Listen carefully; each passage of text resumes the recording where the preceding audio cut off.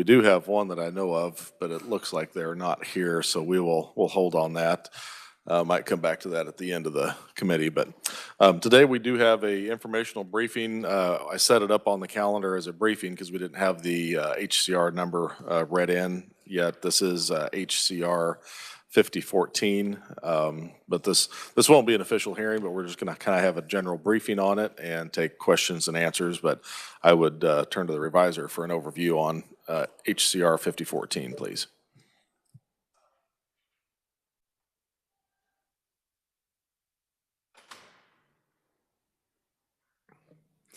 Thank you, Mr. Chairman. HCR 5014 would be a proposition to amend Article 11 of the Kansas Constitution by establishing the Freedom from Taxes Fund. It would establish the Kansas Citizens Freedom Review Board. It would authorize the board to review tax exemptions and approve or eliminate exemptions.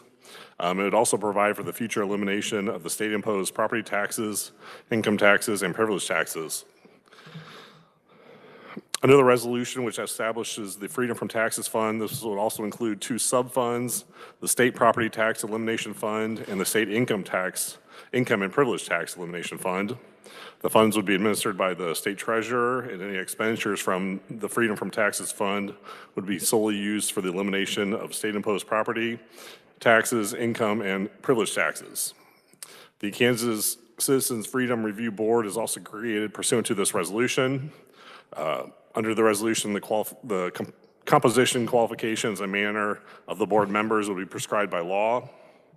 The board is tasked with reviewing and approving or eliminating in whole or in part any existing state sales or compensating use tax exemptions that go into effect for the next ensuing year. At the end of the board's tenure, the board would be required to submit a resolution or a report, and then thereafter the board would be dissolved. After the Kansas Citizens Freedom Review Board eliminates a sales or compensating use of tax exemption, the state treasurer would be required to calculate and transfer an equal amount of money generated from the elimination of the tax exemption. The monies transferred would be deposited into the Freedom from Taxes Fund, and they'd first be transferred to the State Property Tax Elimination Fund yearly in the amount provided as a result of the elimination of the tax exemption. Once the state treasurer determines that the amount of the monies identified as projected interest earnings in the State Property Tax Elimination Fund is greater than the amount of monies needed to eliminate the state mandated property tax levies and state imposed property tax levies, such property taxes would be eliminated in the next ensuing year. The state treasurer would then transfer from the Property Tax Elimination Fund to the State General Fund the interest earnings in the amount equal to the discontinuation of the property tax. And then thereafter, the legislator would be prohibited from levying a state-mandated or state-imposed property tax after the state. Once the property tax has been eliminated, the yearly transfer made to the state by the state treasurer would then be deposited in the State Income and Privilege Tax Elimination Fund. And then once the state treasurer determines that the amount of money is identified as projected interest earnings in the State Income and Privilege Tax Elimination Fund is greater than the amount of monies needed to eliminate state income and privilege taxes, such taxes would be eliminated in the next ensuing year, and the state treasurer would transfer the amount of money caused by the elimination of the income and privilege tax from the fund to the state general fund. As with the property tax, the legislator would be prohibited from levying a state income or privilege tax after this date. Kind of another provision for any sales or compensating use tax exemption that is eliminated, the legislator is authorized to enact a new, identical, or similar exemption.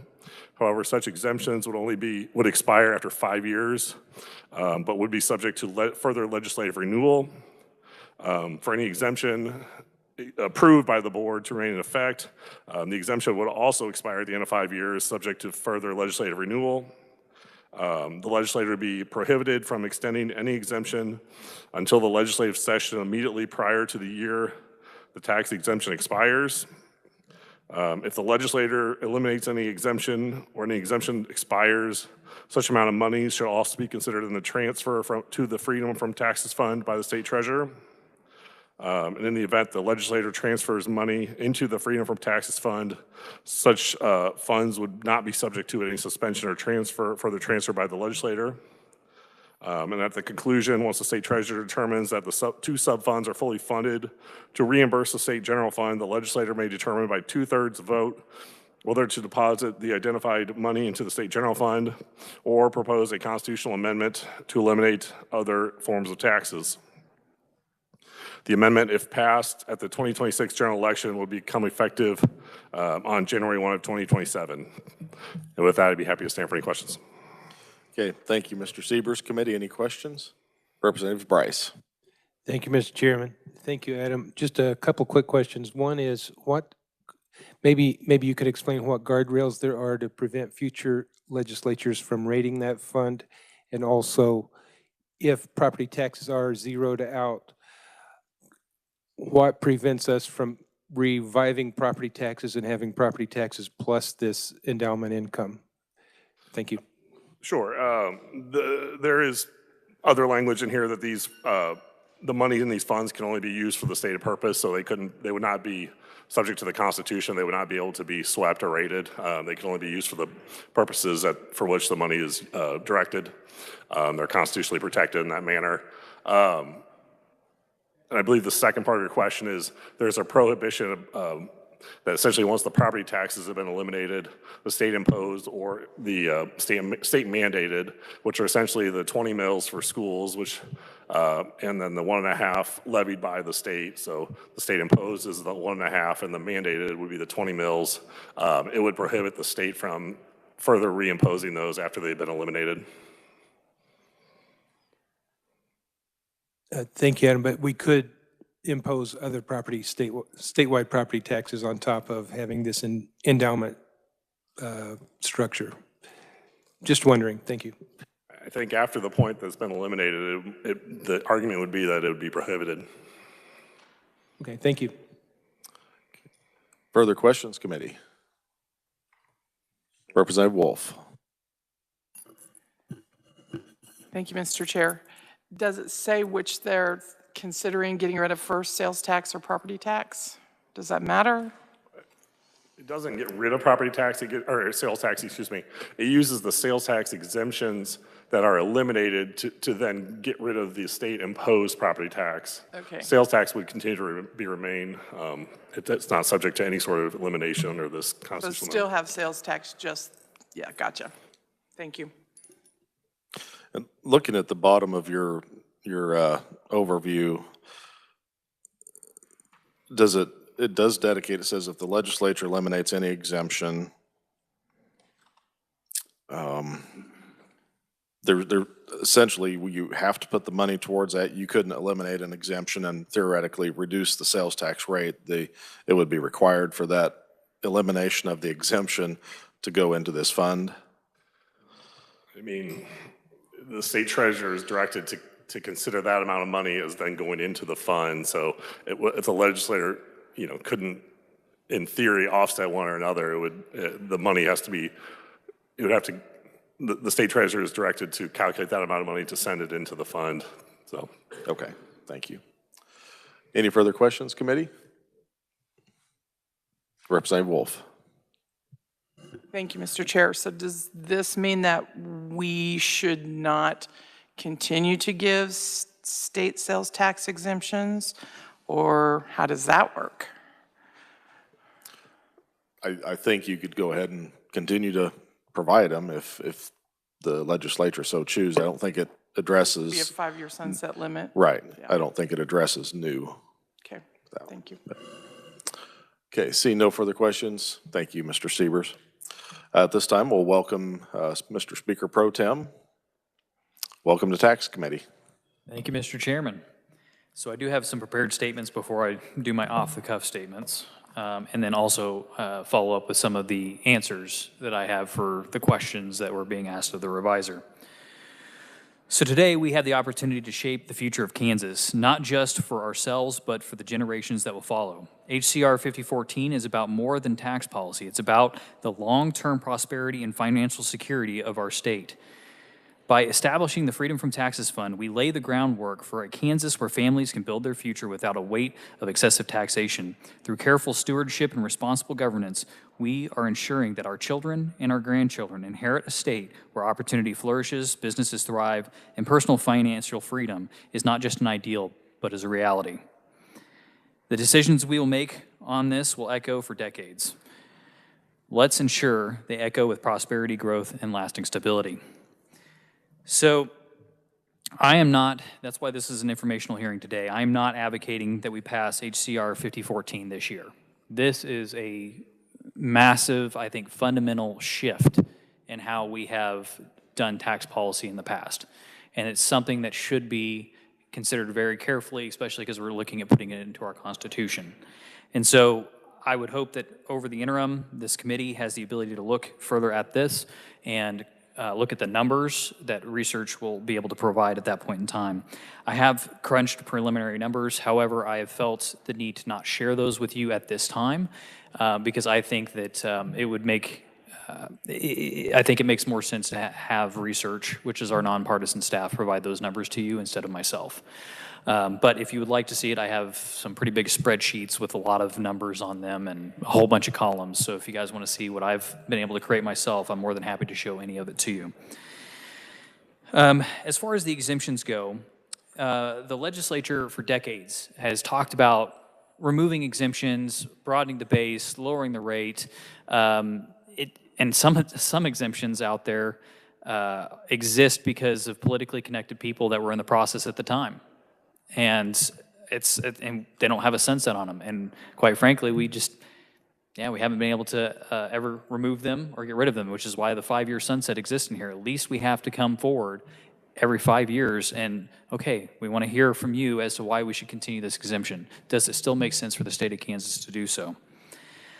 Now, there have been some questions behind the scenes of me about this citizens board and what happens if they eliminate an exemption. I'll use one as an example. What happens if the citizen board eliminates the exemption on churches? Well, at that point, if that happens, there's nothing that prohibits the legislature from coming in the next session and saying, we don't agree with that, we're going to reauthorize that exemption, and then it puts it right back onto the books. So I want to make very clear that the legislature still has the authority to come in and add exemptions as we move forward in this process. The only change or the only difference really at the end of the day is what items are being considered and what items are being either eliminated or kept. The ones that are kept by the Citizens Board will continue for 5 years, and then the legislature will review them to see if we want to continue them moving forward. If they eliminate, that exemption money goes into this Freedom from Taxes Fund. And if we decide that we want to add that exemption back, then that money is no longer going into that fund. Timelines. Timelines will vary largely on just how much money in exemptions we end up generating. If it's only $100 million, well, then this is going to take a very, very, very long time for this to actually do anything. If you get $1 billion in exemptions and supplemented possibly by SGF, okay, it takes a little bit less time. But if you're really aggressive and you're able to get $2 billion with exemptions and SGF supplemental, then this speeds this up quite a bit. Based on the numbers that I was crunching, I'll share it because research validated these numbers. In about 7 to 8 years is when the fund for the property tax portion of this would generate enough interest to supersede the amount that we currently bring in from the public. And that's also with inflation included. And so we would have to where the state of Kansas no longer collects property taxes, but we have it to where what would be that property tax revenue still in our budget. And so we can basically cut those taxes and still not cut any government services because of it. So we're basically living on an endowment fund type situation where you're generating enough to where you live on that moving forward. Additionally, there are 2 issues that I've thought of since I've generated this policy proposal that I want to put on your radar that you have to, I think, have to consider. You have to consider, let's say that the fund and the interest generated from that fund goes over only by a little bit of the amount of tax revenues that we bring in for property taxes. I would probably argue, or at least ask this committee to think of give that fund an extra buffer by about 2 years of investments going into that fund, so that if for some reason our investments don't do well in that first or second year, it doesn't completely tank the fund. It has the ability to survive something like that in the short term. Additionally, the fund eliminating income taxes is a little bit more difficult to calculate. And as I was crunching those numbers this weekend, what is the population of Kansas going to be in 20 to 30 years? I don't have that number. And so if we're doing this based off income taxes, well, obviously, that means that people who are working, how many people you have in the state of Kansas, that all is a factor. How many businesses do you have? That's all a factor in this. And so it becomes a little bit more difficult to give you a firm timeline on when that might expire. But as we are heading towards the finish line in that final year or two, and it looks like we're getting ready to eliminate it, okay, what happens if you then have an influx of people that move to the state of Kansas, or an influx of businesses that move to the state of Kansas? Now we just bumped up that income tax, and it moved it further away from us. And so that also has to be considered on how we would basically move forward with considering that. I do have some ideas, but I can talk about that offline. Now, to Representative Bryce's question, on page 2, lines 5 through 10, essentially, it says that the, actually starting on line 4, all monies identified as principal in the Freedom from Taxes Fund shall remain intact and inviolate, and shall not be appropriated, transferred, encumbered, borrowed against, or otherwise diminished for any purpose whatsoever. So that is the protection from that. Additionally, the sales tax exemptions that feed that fund also have that same standard, that they cannot be intercepted or swept. In here on Representative Bryce, on page 3, lines 15 through 18, it says that whenever the state treasurer makes the determination as provided in subsection F3, the legislature shall not levy a state-mandated property tax or state-imposed property tax on any property in the state. So it is in the Constitution that if once we eliminate those items, that the state legislature would be not able to generate more funds with that means of taxation. And Mr. Chair, there's a lot more in here, obviously, but I will stand for questions at the appropriate time. Sure. We'll go ahead. That appropriate time is right now. So committee, what are your questions? What are your thoughts? Representative Turner. Thank you, Mr. Chair. I think I heard you say that in your estimation, it'll take 7 years to build the fund to a point where it can eliminate the property tax. How big would that, I don't know what assumptions went into the 7 years, but how big is that number? That would be a big number divided by some rate of return to give me that big number. Thank you. Yes, sir. So thank you. So the assumptions that I used and I gave to research to calculate that timeline was $2 billion that's going into the fund and being invested into the fund every year at about a 7.5% return. And with how this is written, it's not whatever interest we earn, we do not then pay out to offset the taxes. Instead, what happens is we allow that fund to compound, so it gets larger and larger faster, and then what it does is it substitutes those taxes with the trigger as soon as that fund is self-sustaining and has the ability to pay for those taxes. And so to your point, it was, I think, about $13 to $15 billion is what would be, because right now the property taxes are a little shy of $900 million currently in the state of Kansas, but after about 6 or 7 years, inflation, I went ahead and added an inflation factor that put it about $1.23 billion, something to that effect. Representative Kessler. Thank you, Mr. Chair. What a neat idea. Is there any concern that the federal government can kind of change how they send us money or allocate us money? If they look at each state individually, look at us, we got a couple $1 billion in a rainy day fund, we got a couple $1 billion in a endowment fund, or what do you want to call that, and then look above and beyond our balanced budget, and could probably look at us and go, yeah, we can take them off the list for that. I mean, is there any fear of that, or is that even possible to happen? Thank you, Mr. Chair. Thank you, Representative Kessler. So Great question, and that's the first time someone's asked me that question. So I do not have an answer to you on that one, but at the end of the day, I think it'd be hard for me to predict what the federal government may or may not do. I know that there's other states out there that don't have balanced budget amendments, and they're spending in deficit numbers every year.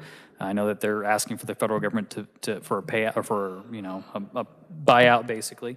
But that being said, I would love to see the research behind that, or if what they may or may not do, and how that also might impact our potential bond ratings or anything else like that as well, and what those factors would be. So I'd love to have that answer, but I do not have it for you today.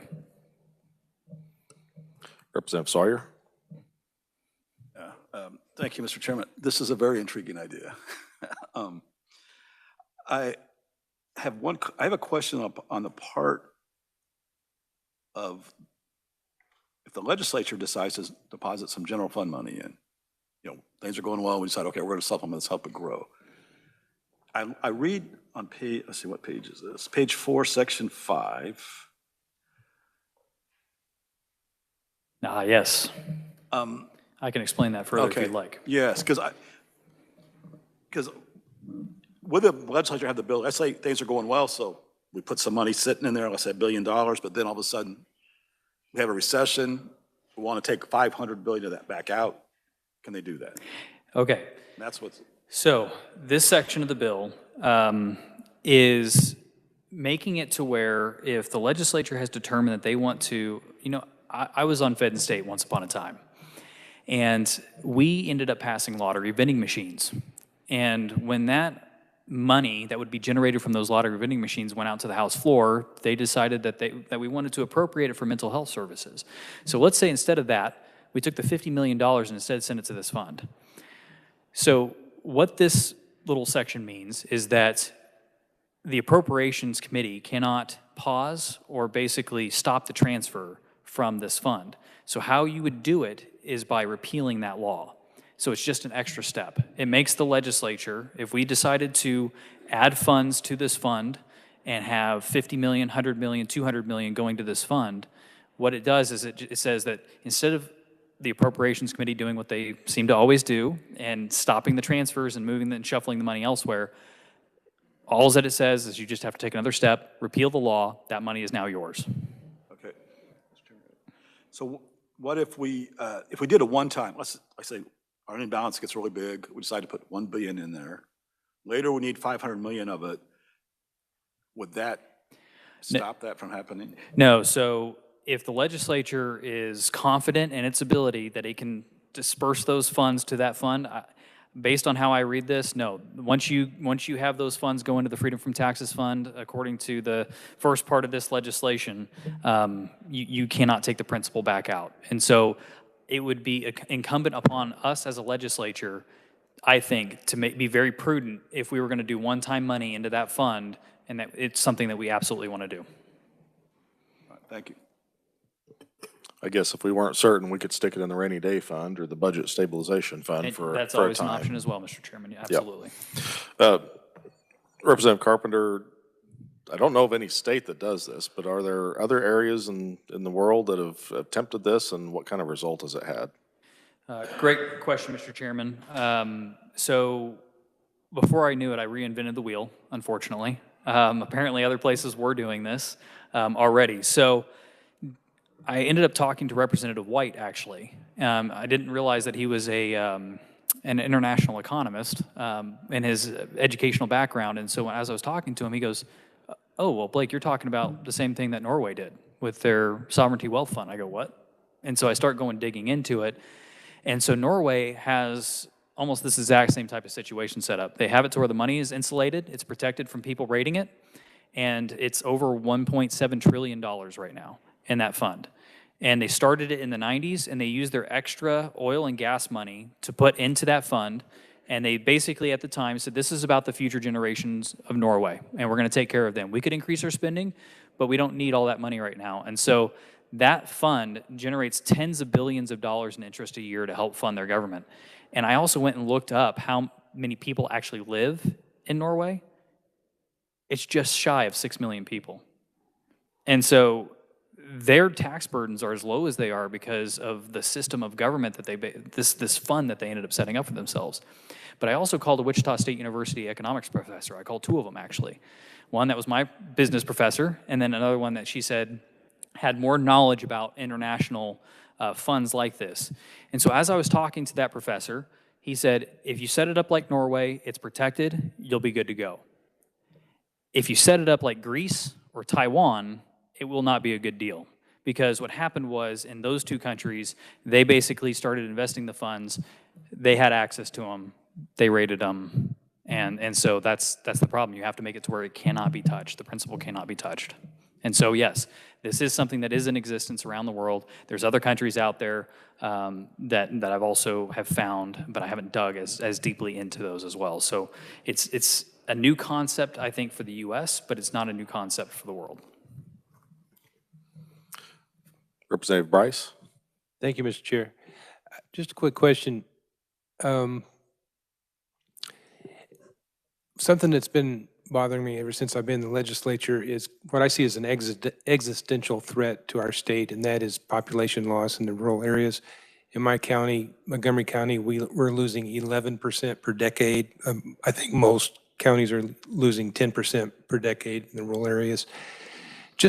I know you can't read the future, but I've really wanted to find some way and work with some people to help this loss of population. This seems like potentially a silver lining on this, because I can imagine if we have no state property tax, if we have no state income tax, maybe there's no corporate income tax, maybe other taxes, it would be a magnet for entrepreneurs and people who want to come in. And I know you can't predict, but do you see, what do you see in the next 10 or 20 years potentially, if you're an optimist, that this could do to help solve the problem of population loss and population decline, basically? Thank you.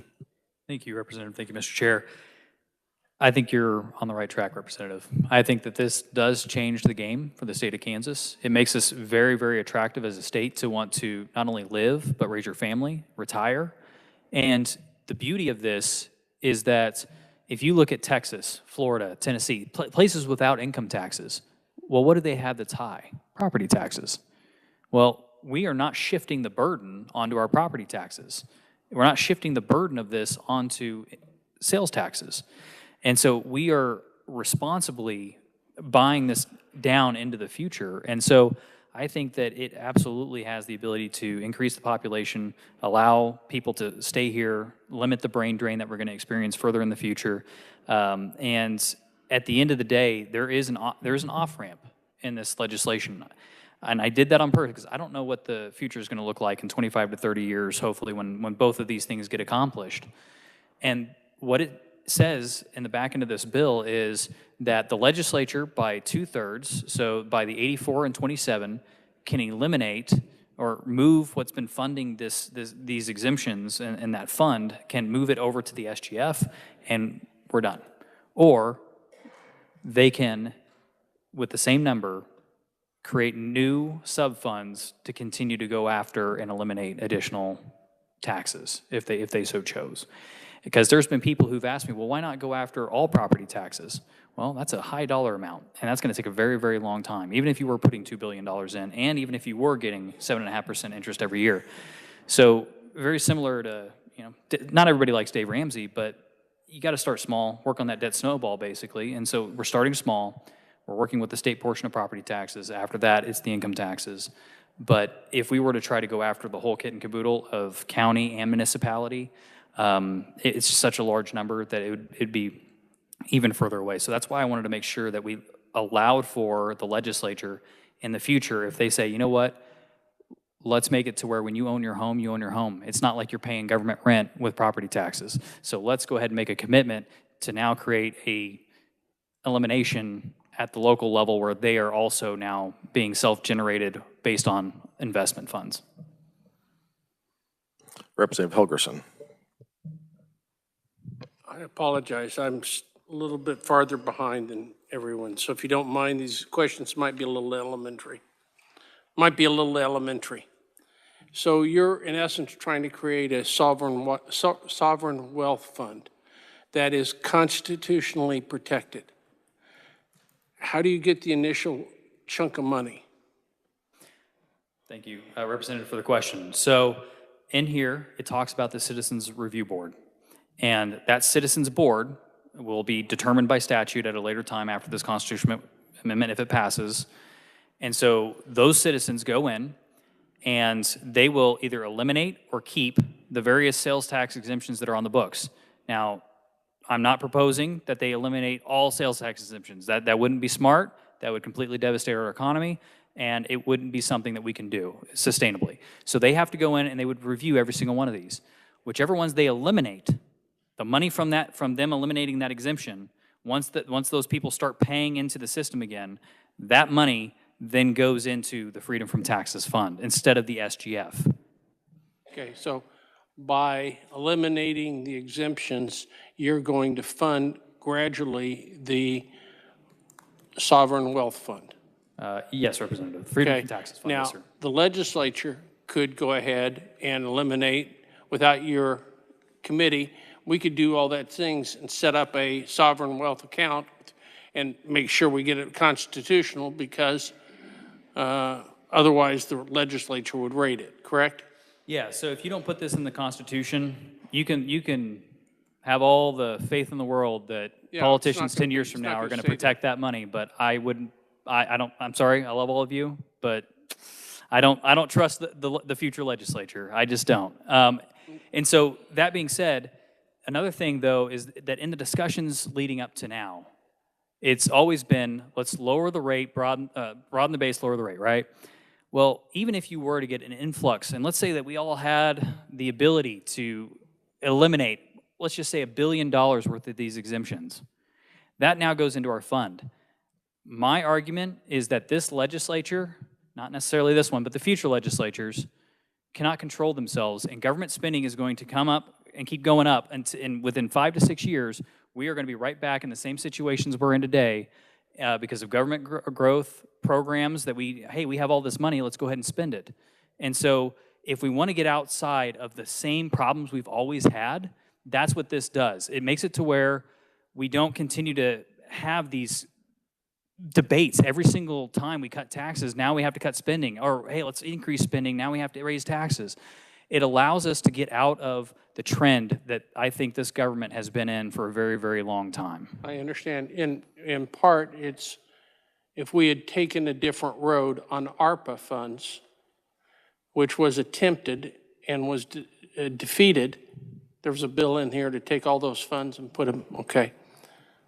I would have loved ARPA funds to go into this. That was partially the argument in the Appropriation Committee initially, that we take all of them and put them in the state general fund, and then we back out all the state general fund dollars, $1.62 billion, something like that. This is also very similar, but without the constitutional, as Alaska has with its oil and gas. Yes. So if you're hopeful that this group will come forward and eliminate the exemptions and deal with the heat, and then we put it into this trust fund, in essence. In essence, Representative, yeah, that's in essence what it's doing. However, if this legislature, based on this amendment, decides to not reauthorize any of the various exemptions, even after, this Citizens Board will dissolve after they've completed their function. And that's written in here. And the legislature has to then reauthorize all these exemptions that are still on the books anyway. So if the legislature will also have a choice in this, it'll just be delayed by about 5 years. Okay, thank you very much.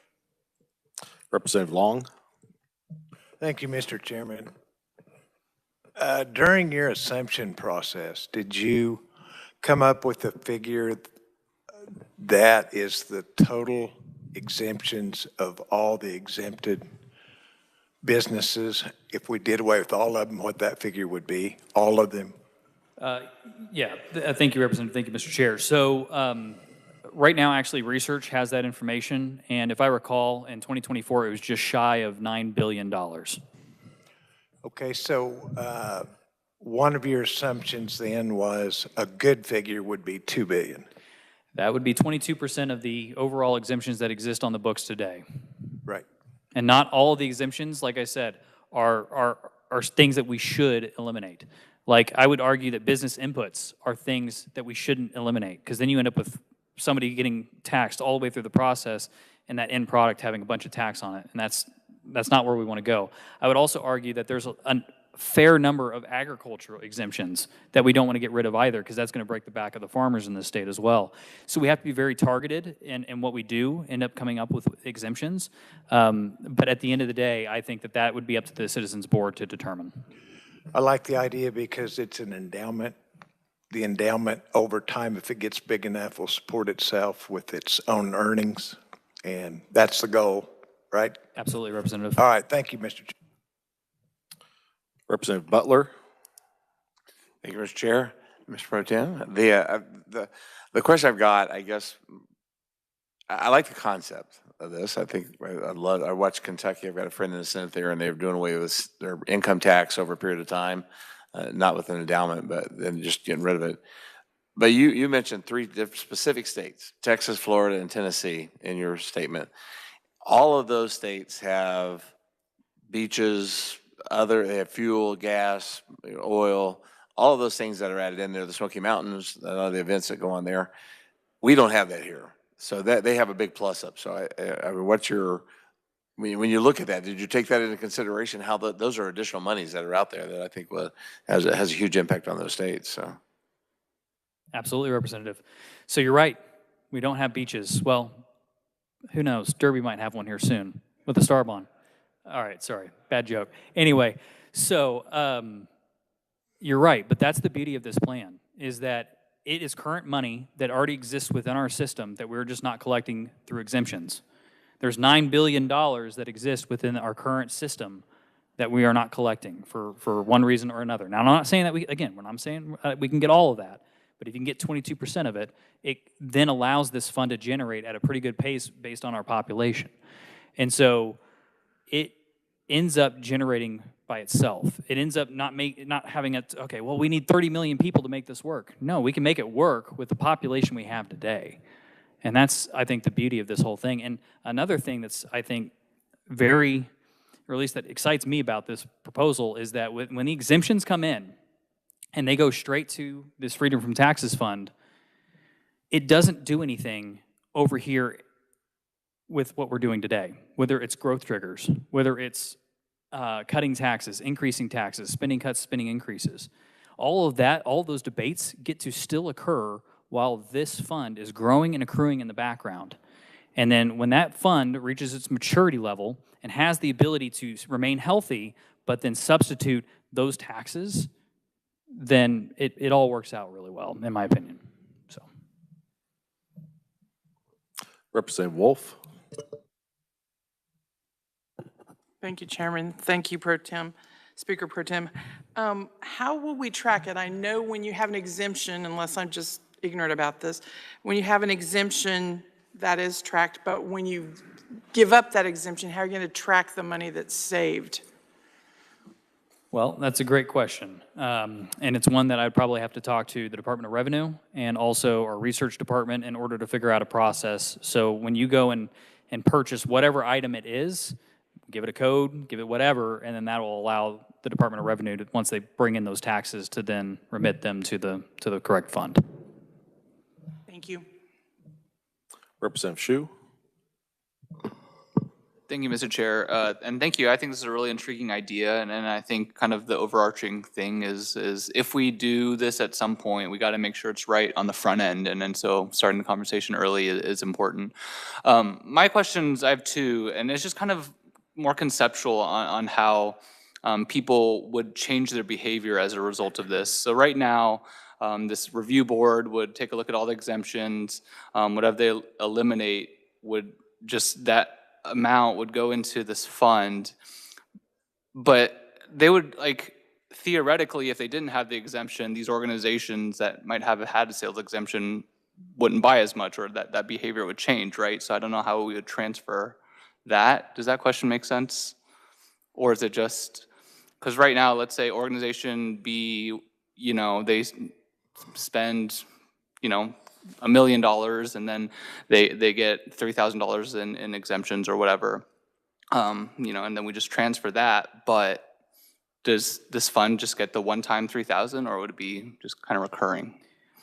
I'll try to take a stab at that one. I would say that it depends on what the organization is. I mean, there's some that they're going to have to buy materials one way or another. And so they're going to have to buy those materials in order to continue to operate. And so they would pay into the system. I'm not entirely sure how they would change their behavior. I mean, unless they just closed up shop and said, we're not going to be here in Kansas anymore, and then they move to a different state. I think that would probably be worst case scenario in that process. But, you know, if you talk about, see, I'm trying to stay away from specific exemptions as far as which ones I would go after. But I would say that if there's a small club that there's hundreds of, but only one has an exemption in the entire state of Kansas just because they knew who had the power at the time. Well, I mean, if there's hundreds of others of those clubs and then that one's the only one with the exemption, I mean, is that something that, I mean, are they going to really change their, no, I think that they're going to still have to purchase, they're still going to have to do what they need to do in order to operate as a club.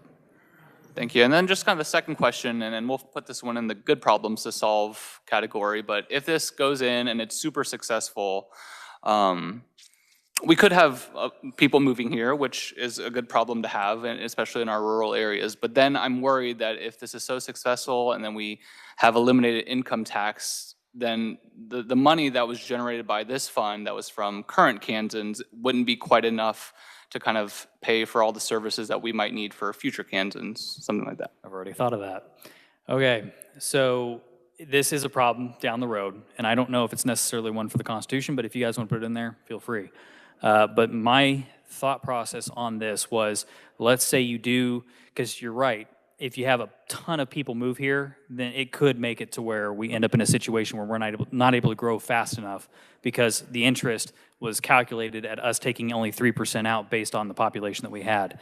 And so how you can, I think, get around that is whether it's a new business or a new family or a new person that moves to the state of Kansas and sets up permanent residency here, you charge a reasonable fee, and that fee then basically goes into the fund as basically their seed money in order to do it. Now, if it's a family, maybe what you do is say, hey, it's only $5,000 over 5 years.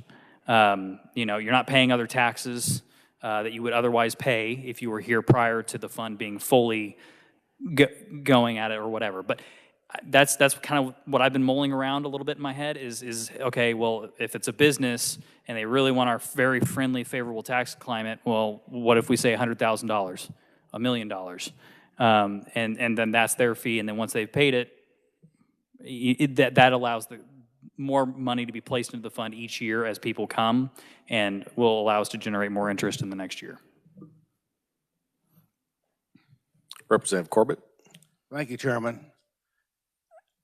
You've been up here long enough to see that it's awfully hard to stop the increase in spending. Then you have inflation. And I don't see why you've got your pot of reserves here, but in 7 years with inflation and spending, the value of this money may not be worth as much as you might think. So I think it's a great concept, but it's hard to keep everybody's hands off the pot. And I can guarantee you, if you wanted a family to come here for $5,000, they'd be laughing from the border out of here. I have a response to that. So the great thing about this is as you bring in money from these exemptions, well, that money that's coming in from those repealed exemptions is also coming in at the rate of inflation as well. And so it is equal and is keeping pace with the overall inflation that you have. Now, let's say that inflation's 5% in 1 year, and we're only authorized to take 3% out. Well, at that point, the legislature would then have a decision to make. Okay, do we take out the entire full 3%? Yes, okay, we're going to take that out. But we still didn't keep up with inflation. If it's truly an emergency, and we can't cut, we can't do what we need to do as a legislative body in order to make the state function, we have the state emergency fund. And so if for some reason we end up in a really bad situation, money can be used from there in order to basically help us out in our time of need. if your property tax is 99% local, and we're doing this great thing in our end up here, how are you going to control all the counties and townships on their taxes and spending? Again, great question. So at first I started with the state. Let's do the proof of concept. Let's show that this works. And I know, as long as you can make the math work, it'll work. So it depends on how much you bring in, depends on how much investment returns you get. It'll end up working depending on all of those factors. That being said, it's up to the counties and local governments to keep their spending in check. And we've been having debates up here all year round about, well, we need to do property tax relief. Well, if you look at the property tax burden, the most of it's not coming from us. It's coming from the locally elected officials. And so there's nothing that stops locally elected officials, in my understanding, that they are allowed to create their own version of this if they wanted to. Let's say they decided that they wanted to copy us. Well, let's go ahead and add 1 cent sales tax or something in our community, and let's put something out there into our state or our city charter that says that this money can never be touched. And the only way we're able to touch that money is if maybe, 2/3 of the population says that we're allowed to basically take it out. Now, I think that I did consider what you're talking about, though. And that's the reason why there's that item later in the bill where it talks about the legislature can add another sub-fund or more in the future in order to potentially go after and eliminate all property taxes at the municipal and county level. Again, it's going to take a while to do it because of how much funds are there. And so that's the reason why we didn't do it, because I didn't want to come in front of you guys today and say, hey, I got a piece of legislation that's going to take 100 years. Let's do what we can do, and then after it's proven, we go forward from there. If I can piggyback off that just a little bit, want to make it clear, this doesn't really buy it down. It waits until it has enough money in the fund to where the interest can, we go from if it's property tax, the 21.5 mils to zero. This isn't kind of a stair step where it buys it down. It does not buy it down. It's an all-at-once elimination, and that's because you have to, in my opinion, you have to keep that interest in there compounding year over year in order to build the fund substantially faster. If you were to try to give property tax relief just based off of the little amount of interest that would come off that fund every year, it would take a very, very long time before we'd actually eliminate that tax. Right. Okay. Representative Turner. Thank you, Mr. Chair. So my questions are about the board. So on page 2, it talks a bit about the board. The composition and who will be on it is not named, and the set would come later, right? But what power would they have? Because it talks about their product is basically a report with recommendations, I would guess, and then that goes to the governor and the legislature. So who actually acts to get rid of these? I don't know what powers that board has versus their reporting and or recommending to the governor and the legislature. And then the next thing it talks about following the elimination of such exemptions. So I'm not sure how those got eliminated. Could you clarify that? So I'll defer this to the revisor, but based on how my understanding, so you're right, it is on page 2, lines 18 and 19, it talks about how all that's going to be defined by law. And then the next section, 3, the board shall review and approve or eliminate in whole or in part any existing state tax exemptions to go into effect for the next ensuing tax year. So that right there gives them the authority to eliminate or keep. And then it doesn't go into full effect until they deliver their final report to the legislature, treasurer, and governor, is my understanding. So and I would defer to the revisor if he has any comments on that. If that's allowed, Mr. Chair, I don't know. So in your view, the board is, their word is, so it shall be done. Yes, so the board, it shall be done. However, that being said, again, to my early example, the legislature can come back and undo the actions of this board. If we wanted to, this committee, this body could go in and say, no, we want that exemption to remain in effect, and we are going to reauthorize it. Yes, essentially, it'd be my understanding the legislature would kind of have its own veto authority over the board. We would. After the fact, we would still have our ability to go in and reauthorize whatever they might have eliminated that we don't care for if in their decisions on doing it. Okay, so there's kind of a backstop or a level of protection if, to your example earlier, if they'd eliminate the sales tax exemption for religious organizations or such. Okay, we're done, okay. In addition to the board, is there anything else that would be required in kind of the trailer bill or the legislation, should this be adopted by the people? What all would that implementation bill have to contain in it? Great question, Mr. Chair. So the board itself, the composition, qualifications, and manner of appointment for the board would have to basically be prescribed by law. And then I don't have it written in front of me, but if I recall correctly, it talks about in here where the legislature will prescribe a law on investment strategy and just how the state treasurer will carry that out moving forward. So we would basically prescribe by law how we want this investments for this fund to work moving forward. Okay, and this might kind of piggyback off of Representative Shu's question, but if this is successful, we eliminate the statutory property tax. It continues on, it eliminates income tax. What happens if this works too well? And once income tax is eliminated, we basically, as the state, rely on sales tax. And we have a huge influx. People, hey, Kansas no longer charges income tax. We're going to be moving to that state. The burden on government increases with caseloads, different services, hospitals, schools. The property tax that would have been coming in due to growth to fund the 20 mills.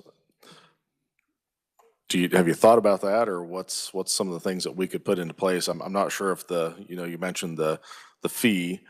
I suppose it would take just some numbers crunching to see what kind of fee would be necessary to accommodate that additional growth. It would, and it also depends on the sales tax rate as well. So if you have that many people coming into the state of Kansas, then your sales tax revenues are going to go through the roof as well.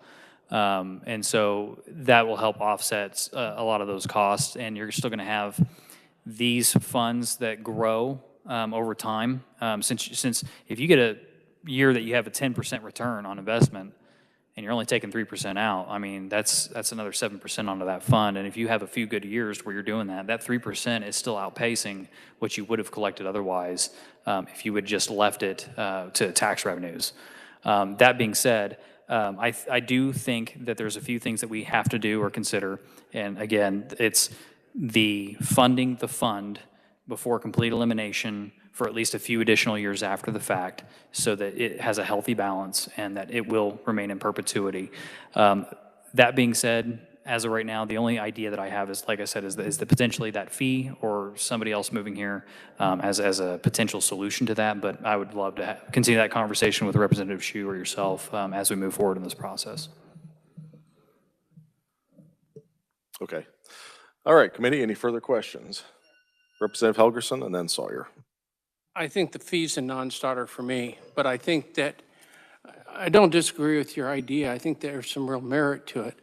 But what we want to do is start that kind of a fund, whether or not it's small or large, but some fund that's protected from the aggressiveness of the spenders in the legislature. Somehow, if we protect that fund, let it grow, I think it makes a difference in the long term. Alaska found that out, but also Alaska went through some real bad times with it when oil and gas went tanked. I think it has some real merit, but I don't know.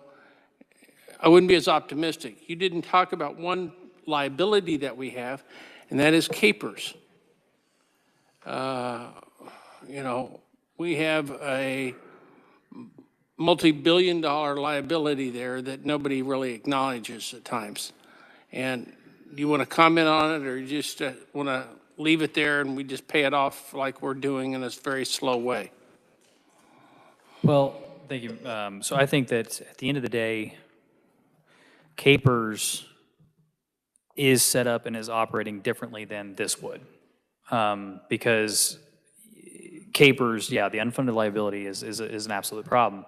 Now, the question is how, I think that the two issues are separate at the end of the day. I think this is operating differently than the situation that we find ourselves within Capers, because Capers, I mean, I'll just say that there's a difference at this point in time. But again, I'm not saying that a fee is what's required in order to make this legislation work at the end of the day. I'm just saying that could be an option, but it's something that I think this body will have to consider. And that's the reason why we're having this conversation today, is so we have 8 to 10 months to basically think of some of these solutions, because I think that this idea does, like you said, have merit. We just have to figure out those little tweaks that we need to make on it just to make sure that it absolutely works. Okay, Representative Sawyer. Yeah, thank you, Mr. Chairman. I'm going to thank you again for doing this. I think this is a very intriguing idea. I said that earlier. And I think it's a good discussion to have. Since I've been here, we keep talking about getting rid of sales tax exemptions. We never figure out how to do it.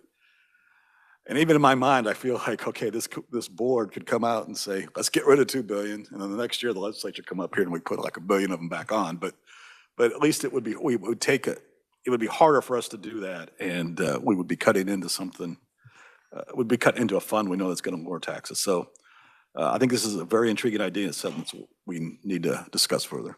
Thank you, Representative. Any further questions, committee? Representative Long? Thank you, Mr. Chairman. I don't want to keep us here very long, but you said something a while ago that got me thinking. You're right. Most of the property tax comes from local government. I'm going to ask you this question. I don't know if you know the answer. Maybe Mr. Siebers could help us, but can a county put on a ballot a half-cent sales tax for endowment? Usually they're for jails or hospitals or roads or... I don't know the answer to that question, but They could probably, I might have Mr. Siebers answer that for certain, but I think you could put it on there for any specific purpose on their general sales tax authority.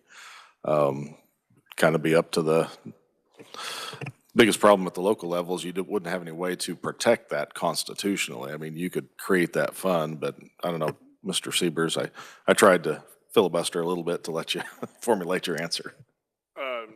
Thank you, Mr. Chairman. Yes, I mean, as long as they would have general authority, general authorities used by the county for the purposes it desires, but of course it'd be subject to the apportionment formula if it falls under the general authority. So the problem would be protecting it against future commissioners. Yeah. well, and that's why I think that, Mr. Chair, if I may. Okay, thank you. I think that's why once the legislature gets to that crossroads, since we have the Constitution that can protect these funds and these sub-funds, you could make it to where it's protected by our Constitution at that point, and then you can figure out how the formula would work in order to disperse those funds once it's healthy enough to the municipalities and to the counties. I think there would be a way to do it, but I just wanted to put that out there because I have thought a little bit about that as well.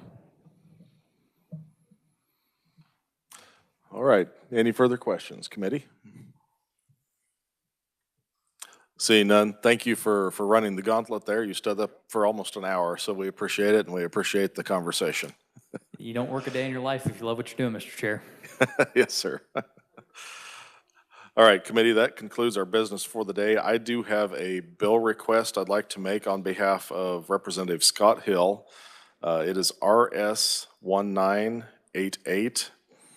And description or summary is it's a resolution requesting the U.S. Department of Education to block grant non-pass-through funds to Kansas.